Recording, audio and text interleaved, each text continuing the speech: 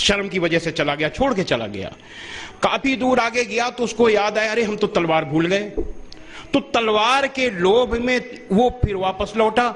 जब वापस लौटा, उजाला हो गया था, उसने हजरत मोहम्मद सल्लल्लाहु अलैहि वसल्लम के निवास के पास उसने आवाज सुनी कि एक सज्जन कह रहे हैं, ऐ अल्लाह के रसूल, ये आप क्या कर रहे हैं? आप तो पाखाना धो रहे हैं, ये मुझे करने दीजिए। तो अल्लाह के रसूल सल्लल्लाहु अलैहि वसल्लम की आवाज आई कि वो मेरा मेहमान था, इसलिए काम मुझे करना चाहिए। ऐसी थी रहमत। और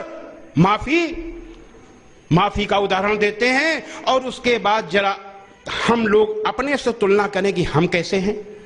एक गैर मुस्लिम आया मस्जिद नबवी में, उसको पेशाब लगी, खड़े खड़े मस्जिद में पेशाब करने लगा। मुसलमानों की नजर पड़ी, मानने के लिए दौड़े, आपकी नजर पड़ गई, आपने कहा खबरदार, उसको मानना नहीं। मुसलमान इस दुनिया में लोगों के लिए दुश्वारियां पैदा करने के लिए नहीं आया, रहमत के लिए आया है। उसे माफ कर दो और जाओ एक डोल पानी लाओ और उसमें डाल दो, उसको माफ कर दो। लेकिन यही आज हम क्या करते हैं, होली में कोई रंग डाल दे और फिर देखो क्या होता है। तो ये आखिर हम क्यों नहीं उन आदर्शों को स्वीकार करते? हम क्यों उन आदर्शों को नहीं मानते जो दिल जीतने वाले हैं? लो, हजरत मोहम्मद सल्लल्लाहु अलैहि वसल्लम ने दिल जीता था। इस्लाम दुनिया का सबसे तेजी से फैलने वाला मजहब इसलिए बना कि दिल जीतने वाला मजहब था, और वो दिल जीतने वाली चीज आज गायब हो चुकी। क्यों?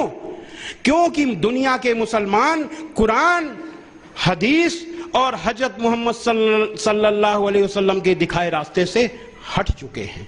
इसीलिए अल्लाह की मेहरबानी, इसीलिए अल्लाह की कृपा भी हट गई है। एक अभी हमने बताया, भलाई और बुराई बराबर नहीं हो सकती। बहुत पुराना, बहुत मशहूर वाकया है हमारे, अगर कुछ शायद मुस्लिम भाई सब जानते होंगे, गैर मुस्लिम भाई अगर होंगे या मीडिया के लोग होंगे, हम उनको बताना चाहते हैं कि हजरत मोहम्मद सल्लल्लाहु अलैहि वसल्लम जिस रास्ते से निकलते थे, उस रास्ते में एक बुढ़िया माई का घर था। वो गैर मुस्लिम थी, वो बहुत चिढ़ती थी आपसे, वो रोज कूड़ा डाल देती थी ऊपर से आपके ऊपर। एक दिन कूड़ा नहीं पड़ा, 2 दिन नहीं पड़ा, 3 दिन नहीं पड़ा।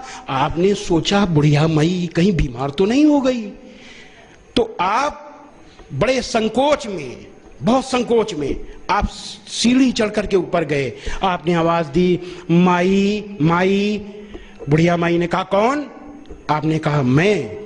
ओ बुढ़िया माई सुनते ही बहुत तेजी से नाराज हुई, अरे मोहम्मद कैसे आए? आपने कहा, माई, बहुत नम्रता से, माई आपने 3 दिन से मेरे ऊपर कूड़ा नहीं फेंका, मैंने सोचा कहीं आप बीमार तो नहीं हो गई। इतना सुनना था कि बुढ़िया माई फूट फूट कर रोने लगी, कहने लगी, अरे मोहम्मद, मैं कितनी बुरी हूं, आप कितने अच्छे हो, मैं आपके ऊपर कूड़ा फेंकती थी और आप मेरा हाल लेने आए हो। और ये कहते कहते अंतिम समय आपकी अनुयायी बन गई। भलाई और बुराई बराबर नहीं हो सकती, तो लोगों की सख्त बातों का ऐसे तरीके से जवाब दो जो बहुत अच्छा हो। ऐसा करने से तुम देखोगे कि जिसमें और तुम में पहले दुश्मनी थी, अब वो तुम्हारा गहरा दोस्त है। हजरत मोहम्मद सल्लल्लाहु अलैहि वसल्लम ने ऐसे दोस्त बनाया।